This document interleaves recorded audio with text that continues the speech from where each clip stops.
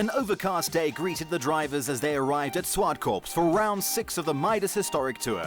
Marshals and spectators were out to see these classic cars in action on the track, and they guaranteed not to disappoint. History in Motion is proudly brought to you by Midas Sport, Gumtree, Mitsubishi Electric and their associate sponsors. Peter Jenkins gives us his advice on how to get through the final turn safely and carry plenty of speed onto the main straight. Standing at Zwartkops at turn 8, the pit entrance on my left, and this is the last corner on the track before you go onto the pit straight. You've come around the tabletop behind me, and as you can see there's quite a big elevation change as you come down to this corner. It's very hard braking and very critical to get your braking right so that you can get the required speed around the corner and also to prevent being overtaken. It's a nice corner to take, it's a 90-degree bend and there's a bit of room coming out of it. But as you come out of the corner, you've got the pit wall on your left and grass on your right, so you need to stay on the track.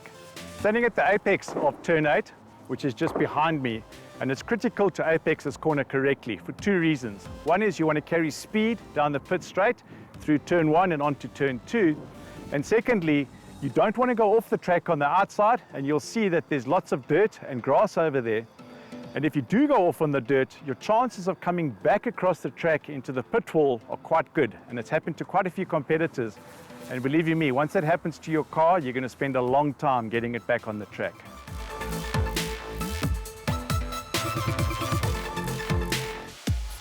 The Marque Cars were back in action, and this round there were no fewer than 6 Mercedes-Benz competing in this very competitive handicap class. This is the car of choice for newcomer FC Niemand. I've got a 280e Mercedes-Benz with straight 6 engine in it, 4-speed automatic gearbox. For the first time driving at Zwartkops, I'm enjoying it. I practiced a lot yesterday and qualified early this morning. No complaints, and I find the track very, very awesome. Just on turn number 8, must just take things a bit slowly. The car is it's coming out in the corner, but yeah, it's a very heavy car, yeah. We're all great, ready for action. It's been a long winter layoff. I think we all got a bit bored sitting around not doing anything, but all looking forward to the end of the season and some good racing. Car's going great. My time seems to be improving, second quicker than last time out at Zwartkops, and we'll just go as hard as fast as the car and I can do it, and that's the plan of action at this point in time. Marque Cars is all about going hard and fast as the fastest cars work their way through the field, unlapping themselves and catching the slower cars who started ahead. First off will be Wynand du Plessis in his MGB, followed by Nick van Wyk in the Sign Alley Mercedes. FC Niemand will start his first Marque Car race 49 seconds later. Henny the Flag waves off Wynand du Plessis in the rare DBM Architects MGB. He has an 18-second head start over Nick van Wyk. Rob van Aal in his Ford Escort sets off and begins his pursuit of the cars in front. The rest of the field wait for their time before accelerating out of the pit lane and onto the track. Cresting at the tabletop will be Van Moltke in his Mercedes lead Stuart Grant, who started just 3 seconds behind. Grant gives Van Moltke a nudge, hustling him on through turn 6. Grant slides down the inside and moves ahead, the number 44 on a mission to catch the next car. Van Moltke is not going to let him escape that easily though, and chases after him as they head to turn 7. Dropping down to the final corner, nose to tail the 2 Mercedes, Grant and Van Moltke pushing the cars as hard as they can. Behind them it looks like Jose Vasquez in his Mercedes. The yellow Escort of Tegan Leischen is being caught by the nimble MGB GT of Martin van der Merwe. Leischen leaves plenty of room and van der Merwe cruises past. Bert van Aal in his Ford Capri 1600 GT accelerating hard up the tabletop. The red Alfa Romeo GTV of Ray Corneliussen nudging his way up the inside. He moves ahead of Van Aal through Sassel and leads the Capri into Kenwood. The battle continues into turn 1, side by side the Alfa and the Capri, neither driver giving an inch as they then try to get an advantage over the other. Van der Merwe locks up slightly, under braking into Renningscon. Corneliussen with the inside line, Van Aal goes out wide, so wide he ends up in the gravel. He keeps the power down and gets himself back on the track, but now a fair distance behind Corneliussen. Looking at Van Aal's indiscretion from outside, you can see he had no option but out wide. Van Aal is back in the race and doing his best to make up the lost ground. Behind him, a battle of the Mercs has formed, with Stuart Grant leading the pack. He moves alongside Tegan Leischen on the short run to Kenwood, and then takes the position before the corner. Van Aal, meanwhile, is hunting down the Porsche of Ronel Gerber ahead of him. He will, however, have the Mercedes-Benz of Stuart Grant looming large in his rearview mirror as they head towards G&H Transport. Grant moves alongside the Capri and nabs the position through turn 8. Further back, the TVR vixen of Andrew Wilson pulls alongside rookie Jose Vasquez in the Mercedes, and the pair run side by side onto the main straight. Martin van der Merwe leads Ray Cornelissen and FC Niemand into the tabletop. Cornelissen locking up slightly as he makes the pass on Niemand. FC Niemand having a solid run in his first ever Marque Car race. He will be learning a lot in his first outing. Racing up the hill, the field are nicely bunched together. At turn 4, we see Niemand go off in a cloud of dust. He manages to keep the car going and will hopefully rejoin the race. He gets the car back on the track and will continue with his race. Through turn 6, and Cobus Brits in the BP Porsche challenging Stuart Grant in the Car Cole Mercedes. He gains a position. Let's have another look at FC Niemand's excursion. Into the final turn, and the field are tightly bunched together, a sign that the handicapping was correct. Ronel Gerber makes a move down the inside of Ray Cornelissen, and the pair exit side by side. Gerber beating Cornelissen to the line, but just over a second, but breaking out, so it won't count.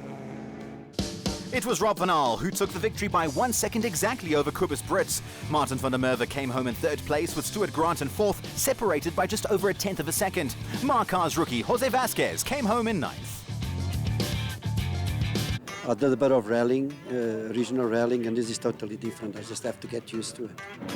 A lot of cars around you, you're not by yourself. Yes, that's the main difference, I must say. That's what's bothering me the most. It's all the cars and the public and everybody.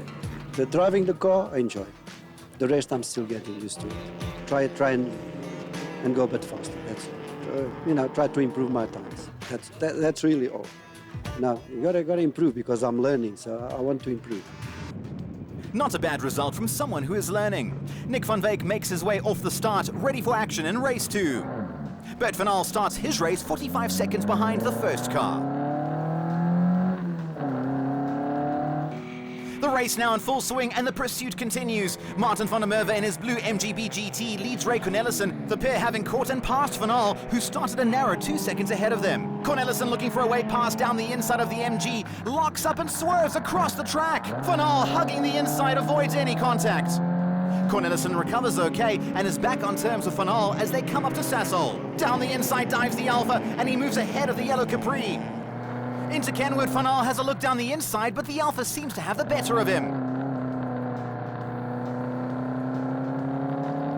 Tegan Leishon leads Rob Van Aal and Colin Keane up the hill and through turn 5.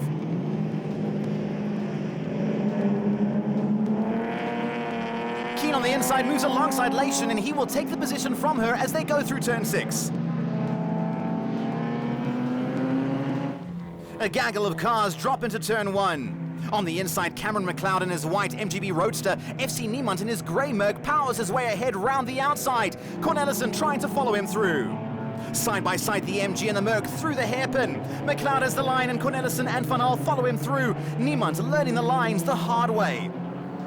Heading through Speed and Sound sweep, and Van Aal is giving it his all as he tries to catch the red Alpha in front of him.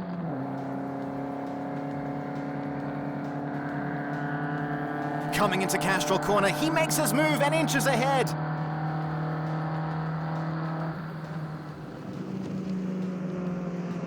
Cornelissen is pushing hard, and he runs wide, coming out of the corner and goes farming. He looks to rejoin the track, but feels there's something wrong with the car and makes the sudden decision to retire from the race. 5 cars jostling for position coming into the tabletop. Tegan Leishon currently in the lead. Martin van der Merwe knows his way round and takes the inside line, driving past the escort. Cameron McLeod follows him through. Nick van Wyk and Rob Van Aal run side by side through Kenwood. McLeod chasing after van der Merwe. Behind them, it is 3 abreast through turn 7. Stuart Grant catching Van Wyk and Van Aal. Race 1 winner Van Aal running wide. Bert Van Aal would have seen his brothers off and will want to make the most of it as he tries to gain some ground on him while Rob recovers.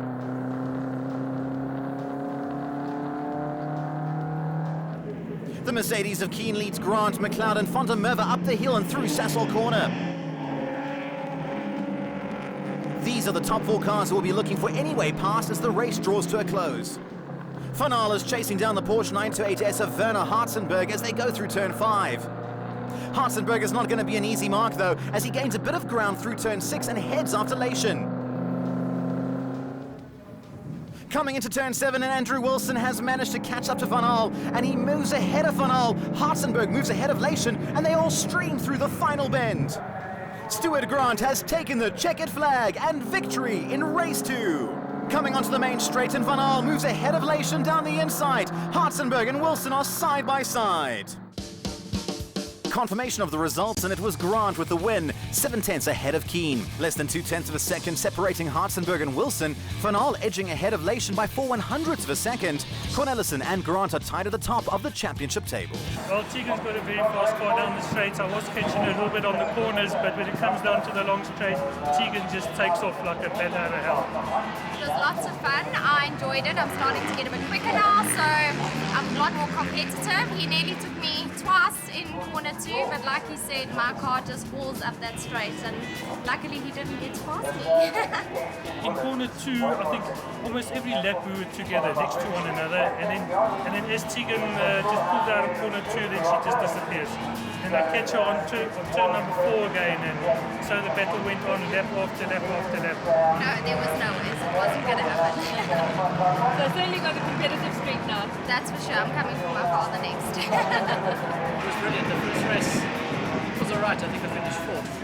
But you had to pull the pin in the second when it get past the other 2 Mercs that started in front of me. They're similar pace, so to get past them early was the key. And then just the traffic. There was lots of traffic. The handicapping worked out really well. I think 4 or 5 cars were on the last lap at the car, so the handicapping was spot on. It's brilliant. Join us after the break with action from the SKF Little Giants.